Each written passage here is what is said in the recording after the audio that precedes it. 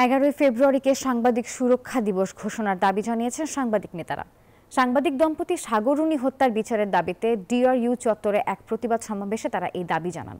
মঙ্গলবার এই প্রতিবাদ সমাবেশের আয়োজন করে ঢাকা রিপোর্টার্স ইউনিটি। এ সময় অনতিবিলম্বে সাগররুনি হত্যাকাণ্ডের যথাযথ বিচার নিশ্চিতের দাবি জানান সংগঠনটির নেতারা।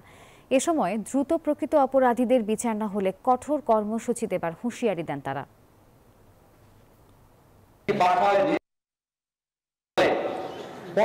পরস্পরকে হত্যা করবে অথবা কোন ডাকাতির মামলা হবে যে মামলা থেকে অন্য কোনো কিছুই চুরি হলো না, দুজন মানুষ খুন হলো, যেটা মধ্যে সাংবাদিকদের সবচেয়ে প্রয়োজনীয় ডকুমেন্টস থাকে সেই ল্যাপটপটি চলে যাবে।